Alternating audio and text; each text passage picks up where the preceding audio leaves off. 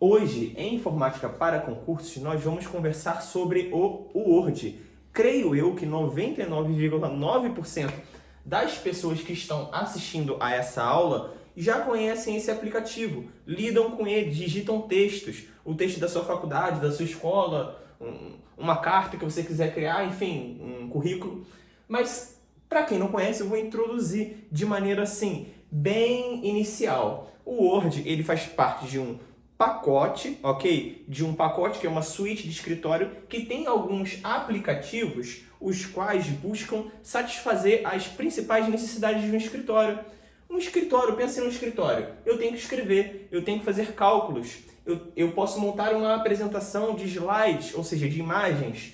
E esses aplicativos buscam satisfazer isso. O Word, ele é o editor de texto desse pacote, ok? Muito conhecido e amplamente cobrado em prova. Detalhes, vou trabalhar hoje com vocês as extensões de arquivo, os menus, as guias, os atalhos e a configuração padrão do Word. Seria muito interessante, independente de você conhecer ou não esse aplicativo, você acompanhar na tela aí do seu computador, abrindo o Word e ir buscando tudo aquilo que eu estou falando, porque assim você vai assimilar de maneira muito eficiente, ok? Se não for possível, o que você vai fazer? E todo mundo vai fazer também. Você vai assistir a próxima aula na qual eu mostro uma tela do Word, ok? É essencial para todo mundo ver isso, principalmente para quem não consegue acompanhar através do notebook. Assista a próxima aula que eu vou estar fazendo esse comentário, ok? Eu vou mostrar na tela do meu computador mesmo como é o Word. Beleza. E vai ser importante que tenha complementações lá. Vamos direto ao que cai em prova. Extensões de arquivo. Pessoal, nossas extensões de arquivo caem em prova? Cai muito. Por isso é importante nós estudarmos, ok? Por isso que é importante. Não é, eu quero ser doutor em Word.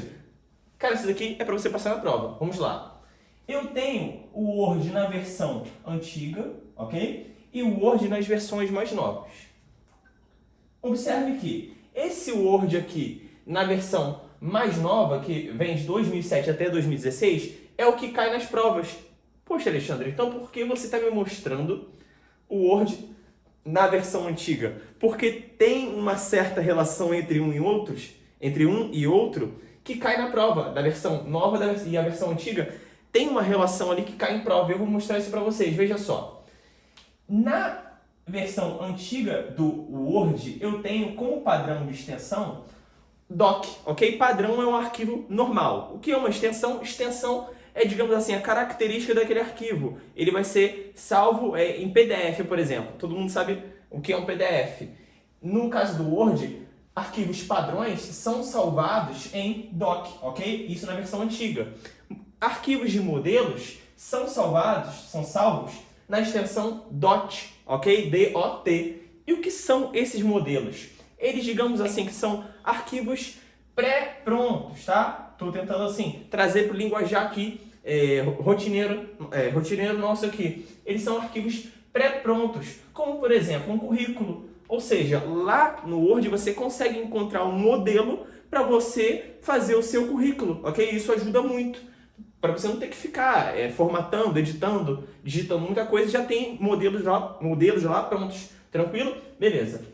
Macro. Quando eu tenho um arquivo de macro, a extensão que vai vigorar ali será a DOM, a DOM, ok? E o que seria esse tal de macro? É interessante que você está aprendendo a extensão e está aprendendo o que é. E os dois caem em prova. Macro é nada mais e nada menos do que uma ação automática. Ih, complicou, Alexandre. Trago um exemplo para vocês. Um campo de pesquisa que, selecionando o estado do Rio de Janeiro, me permite selecionar que é de qualquer cidade pertencente a ele, ok? Por exemplo, eu chego lá e tem um formulário, né? Dentro do Word mesmo, preenchendo qual estado eu moro. Rio de Janeiro, Rio Grande do Sul, enfim, todos os estados lá do Brasil. E eu selecionei Rio de Janeiro, aí aparece automaticamente as cidades. Cabo Frio, Iguaba Grande, Araruama, São Gonçalo. E eu posso escolher. Observe que essa ação é uma ação automática. Eu escolhi um e já automaticamente me deu uma lista para eu escolher. E nós chamamos isso de macro. É permitido isso dentro do Word, tanto do Word antigo quanto no Word novo. Só que o que vai mudar aqui e cai em prova, ok? O que muda e cai em prova? as extensões. Quando eu tenho um arquivo normal, um arquivo padrão no Word novo, vai ter a extensão docx por padrão, ok? Mas eu também posso salvar na extensão antiga, na extensão doc, ok? Arquivos de modelos vai ser .x. Padrão com macro, ou seja, um arquivo normal com macro, docm. E modelos com macro, .m. Aqui é só você mesclar os conceitos, ok? Mais importante é você saber as extensões. Não tem muito jeito, tem que dar uma decoradinha aí, principalmente em véspera de prova. Vamos lá. E, às vezes, deixa eu só um instante completar aqui, que faltou um tiozinho aqui, ó. Opa! Às vezes falta uma coisa assim no quadro, mas é porque a gente escreve muita coisa todo dia, né? Às vezes vai falhar mesmo, mas vamos lá. Observação. As versões atuais leem as versões atuais leem as extensões antigas, mas o contrário não. Tradução. Se eu salvar um arquivo no Word antigo, ou já tiver, né, um arquivo muito antigo, salvo como doc, eu consigo ler no Word 2007 para frente. Mas se eu salvar em docx, eu não consigo abrir aquele arquivo no antigo. Essa é a relação fundamental, muito cobrada em prova, ok? Por isso que eu coloquei como observação para vocês. Já faço um paralelo aqui com o Writer. A aula não é de LibreOffice, não é de Writer. Writer faz parte do pacote LibreOffice. É também uma suíte de escritório, só que de outra linha, digamos assim, de outra empresa. Vamos botar desse jeito. Mas qual que é o lance mais importante aqui? Nós vamos ter uma aula separada para esses programas do LibreOffice, mas o mais importante é compatibilidade total com o Word. Tradução. Eu consigo abrir um arquivo do Word no Writer, eu consigo abrir um arquivo do Writer no Word, tá? É um arquivo que, salvo no Writer, por padrão, ele será de extensão ODT, tá vendo? E se for um arquivo de modelo, OTT. Eu consigo abrir isso dentro do meu Word. Eu consigo migrar de todos os jeitos. É totalmente compatível. E isso é muito cobrado em prova. Já dei aqui as dicas aqui para vocês das extensões, ok? Então você já está sabendo. Mas o mais importante aqui focar é o seguinte, que tem essa compatibilidade. Tranquilo? Muita gente pensa que não tem. Devido àquele fato, né, de que a Microsoft não libera os programas delas para funcionar dentro do Linux. Mas aqui é um caso diferente. Tem essa migração entre o texto de um programa para com outro. Eu consigo salvar um arquivo no Writer e ler no Word. Tranquilo? Essa é a ideia. Vamos lá. Menu. O que seriam menus? Agora eu estou falando aqui com vocês a respeito do Word, a estrutura dele. Quando você abre o Word, vai lá começar a digitar o seu texto.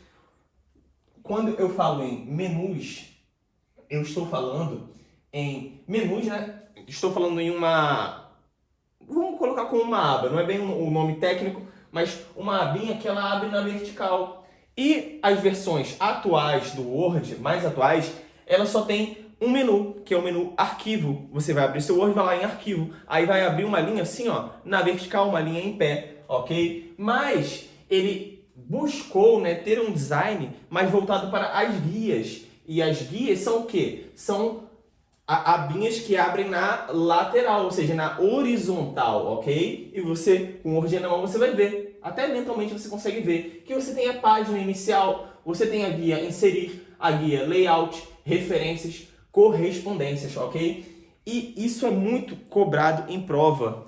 Meu irmão, ferramentas, quantas tem aqui dentro? 200. Pode cair quantas? Qualquer uma. Será que vale a pena decorar?